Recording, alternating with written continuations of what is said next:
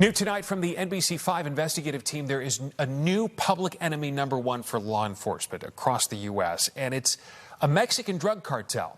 Officials at Homeland Security have now designated CJNG, the new Generation Cartel, as the greatest crime threat facing Americans.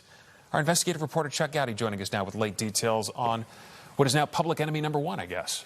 That's exactly what it is, Stefan. Officially, CJNG is the Cártel de Jalisco Nueva Generación, the new generation cartel. But now U.S. Homeland Security leaders have given the cartel a new name, public enemy #1. With the fall of drug lord El Chapo, his arch-rival new generation cartel has shoved and shot its way into Chicago's rich illicit drug market the past few years and has been targeted by local drug enforcement agencies who saw the rise of the new cartel as a growing and violent threat.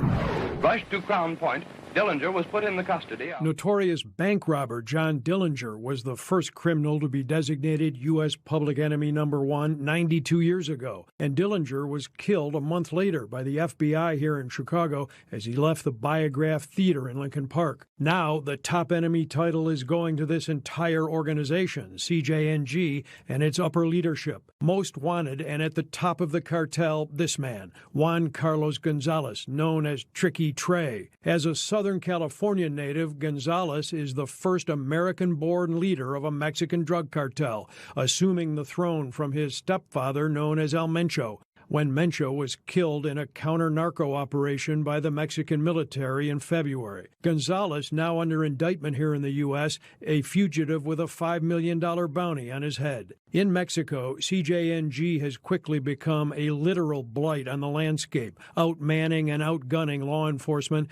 and leaving a flaming trail of heartache and innocent victims in an ongoing drug war. But the U.S. is CJNG's biggest and best customer for cocaine, methamphetamines, and deadly fentanyl. And while the cartel may be called New Generation, it's an old, dependable, and profitable business that has linked networks spanning Mexico like a conglomerate, selling parts and pieces, even with its own tequila brand, and enforcers with a money laundering division to clean the profits. More than 6 years ago, the Drug Enforcement Administration in Chicago led a nationwide attack on CJNG cartel operations called Project Python.